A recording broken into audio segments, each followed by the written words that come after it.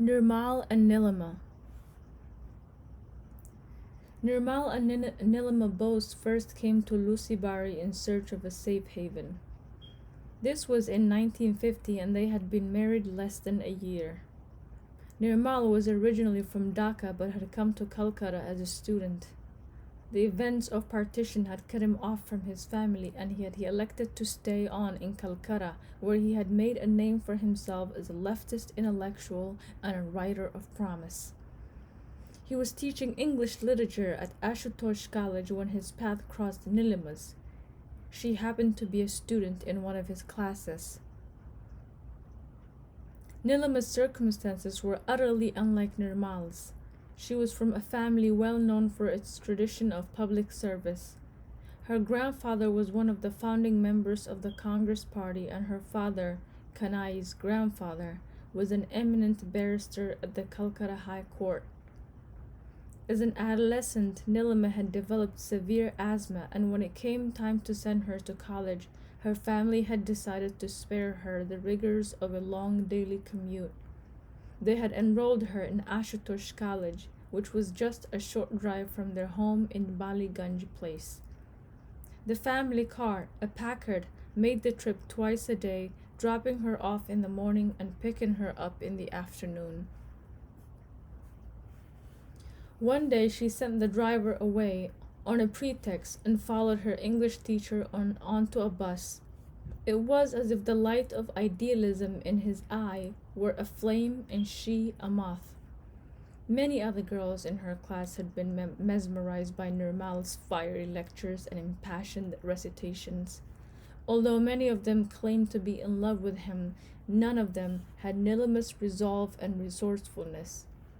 That day on the bus, she managed to find a seat next to Nirmal, and within the space of a few months was able to announce to her outraged family that she knew whom she wanted to marry. Her family's opposition served only to strengthen her resolve, and in 1949 the young couple were married in a civil ceremony. The wedding was presided over by one of Nirmal's comrades and was solemnized by readings of Blake, Mayakovsky, and Jibananda Das. They had not been married a month when the police came knocking at the door of their tiny flat in Mudiali. It so happened that the year before, Nirmal had participated in a conference convened by the Socialist International in Calcutta. In telling this story, Nirmal would pause here to note parenthetically that this conference was one of the pivotal events of the post-war world.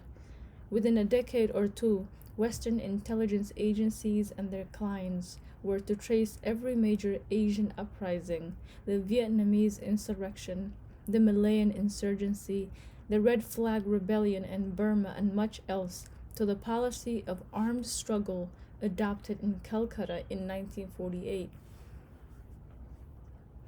There was no reason, he would add, why anyone should know or remember this. Yet in the Tide country, where life was lived on the margins of greater events, it was useful also to be reminded that no place was so remote as to escape the flood of history.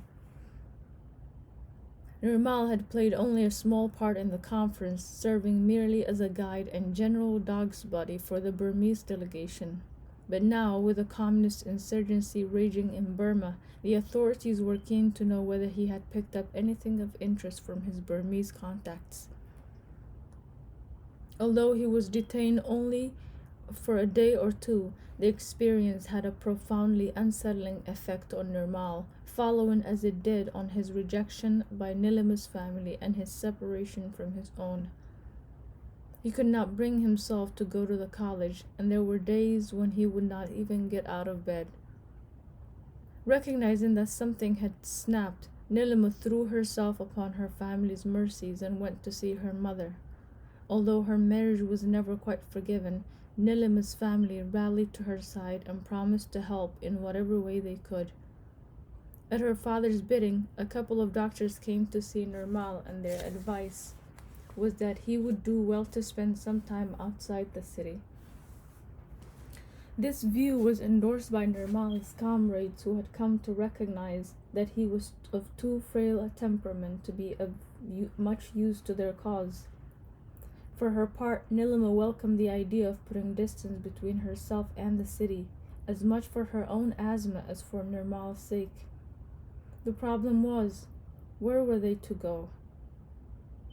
It so happened that Nilima's father handled some of the affairs of the Hamilton estate, and he learned that the estate's managers were looking for a teacher to run the Lucy Barry school. Sir Daniel Hamilton had died in 1939, and the estate had since passed into the possession of his nephew, James Hamilton. The new owner lived on the Isle of Arran in Scotland and had never been to India before coming into his inheritance. After Sir Daniel's death, he had paid a brief visit to Gossapa, but for all practical purposes, the estate was now entirely in the hands of its management. If Nilima's father put in a word, Nirmal was sure to get the job. Nirmal was initially horrified at the thought of being associated with an enterprise founded by a leading capitalist, but after much pleading from Nilima, he eventually agreed to go to Gossapa for an exploratory visit. They traveled down to the state together, and their stay happened to coincide with the annual celebration of the founder's birthday. They discovered to their astonishment that this occasion was observed with many of the ceremonial trappings of a puja. Statues of Sir Daniel, of which there were many scattered around the state, were garlanded, smeared with vermilion, and accorded many other marks of reverence. It was clear that in the eyes of the local people, the visionary Scotsman was, if not quite a deity, then certainly a venerated ancestral spirit. In listening to the settlers' remembrances of the state's idealistic founder, Nirmal and Nilima were forced to revise their initial skepticism. It shamed them to think that this man, a foreigner, a Bura Sahib, a rich capitalist, had taken it upon himself to address the issue of rural poverty when they themselves, despite all their radical talk, had scarcely any knowledge of life outside the city. It took them just a couple of days to make up their minds. Without so much as setting foot in Lucy Barry, they decided that they would spend a couple of years on the island. They went back to Calcutta, packed their few belongings, and left immediately after the monsoons.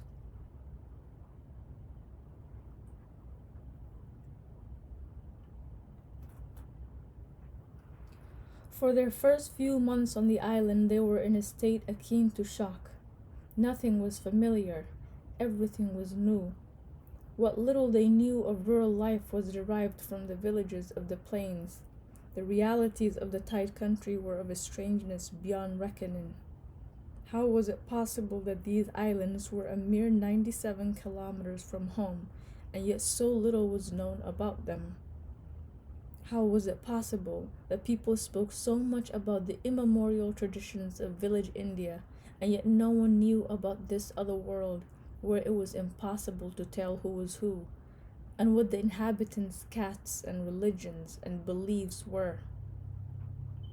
And where was the shared wealth of the Republic of Cooperative Credit? What had become of its currency and banks? Where was the gold that was to have been distilled from the tide country's mud? The destitution of the tide country was such as to remind them of the terrible famine that had devastated Bengal in 1942, except that in Lucy Barry, hunger and catastrophe were a way of life. They learned that after decades of settlement, the land had still not been wholly leached of its salt. The soil bore poor crops and could not be farmed all year round. Most families subsisted on a single daily meal. Despite all the labor that had been invested in the embankments, there were still periodic breaches because of floods and storms. Each such inundation rendered the land infertile for several years at a time. The settlers were mainly of farming stock who had been drawn to Lucy Barry by the promise of free farmland. Hunger drove them to hunting and fishing, and the results were often disastrous. Many died of drowning, and many more were picked off by crocodiles and estuarine sharks. Nor did the mangroves offer much of immediate value to human beings. Yet thousands risked death in order to collect meager quantities of honey, wax, firewood, and the sour fruit of the kira tree. No day seemed to pass without news of someone being killed by a tiger, a snake, or a crocodile. As for the school, it had little to offer other than its roof and walls. The state was almost bankrupt, although funds were said to have been earmarked for clinics, education, and public works. Very little evidence was ever seen of these. The rumor was that this money went to the state's managers, and the overseers' henchmen savagely beat settlers who protested or attempted to resist. The methods were those of a penal colony, and the atmosphere that of a prison camp. They had not expected a utopia, but nor had they expected such destitution. Faced with this situation, they saw what it really meant to ask a question such as, "What is to be done?" Nirmal, overwhelmed, read and reread Lenin's pamphlet without being able to find any definite answers. Nilima, ever practical, began to talk to the women who gathered at the wells and the ponds. Within a few weeks of her arrival in Lucy Bari, Nilima noticed that the startlingly large proportion of the island's women were dressed as widows. These women were easily identified because of their borderless white saris and their lack of adornment, no bangles or vermilion. At the wells and by the ghats there often seemed to be no one who was not a widow. Making inquiries, she learned that in the Tide country girls were brought up on the assumption that if they married, they would be widowed in their 20s, their 30s if they were lucky. This assumption was woven like a skein of dark wool into the fabric of their lives. When the men folk went fishing, it was the custom for their wives to change into the garments of widowhood. They would put away their marital reds and dress in white saris. They would take off their bangles and wash the vermilion from their heads. It was as though they were trying to hold misfortune at bay by living through it over and over again. Or was it merely a way of preparing themselves for that which they knew to be inevitable? There was an enormity in these acts that appalled Nilima. She knew that for her mother, her sisters, her friends, the deliberate shedding of these symbols of marriage would have been unthinkable, equivalent to wishing death upon their husbands. Even she, who believed herself to be a revolutionary, could no more have broken her marital bangles than she could have driven a stake at her husband's heart. But for these women, the imagining of early widowhood was not a wasted effort. The hazard life in the Tide country was so great, so many people perished in their youth, men especially, that almost without exception the fate that they had prepared themselves for did indeed befall them. It was true that here, on the margins of the Hindu world, widows were not condemned to lifelong bereavement. They were free to remarry if they could. But in a place where men of marriageable age were few, this meant little. Here Nilima learnt, even more than on the mainland, widowhood often meant a lifetime of deep dependence and the years of abuse and exploitation.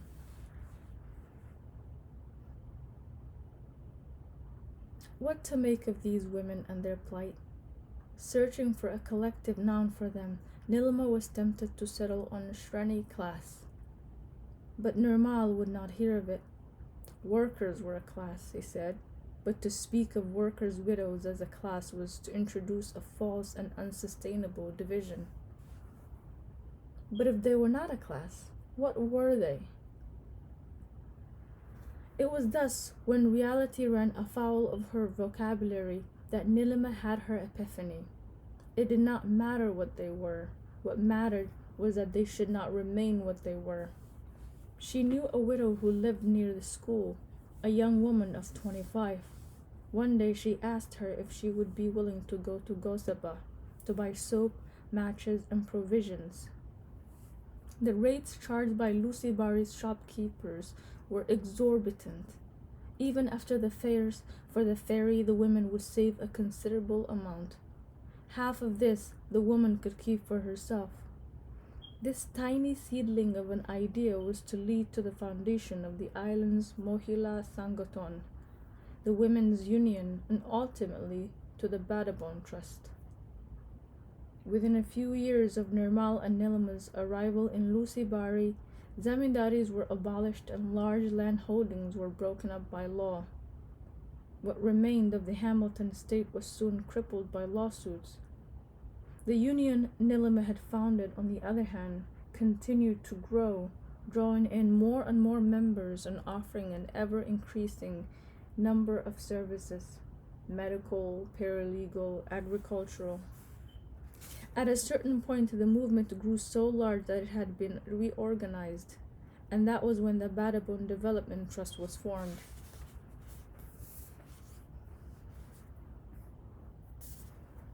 Nirmal was by no means wholly supportive of Nilima's efforts.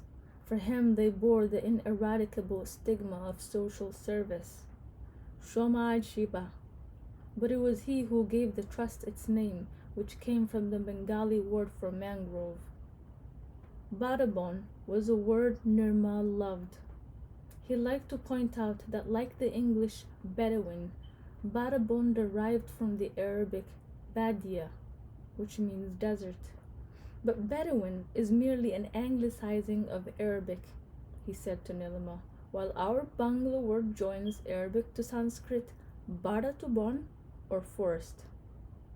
It is as though the word itself were an island, born of the meeting of two great rivers of language, just as the Dait country is begotten of the Ganga's union with the Brahmaputra.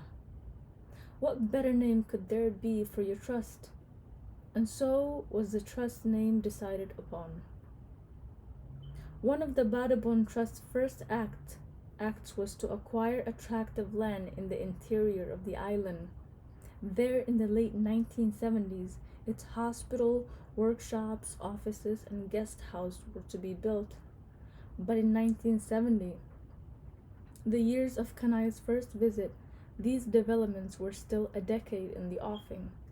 At that time, the meetings of the women's union were still held in the courtyard of Nirmal's bungalow. It was there that Kanai met Kusum.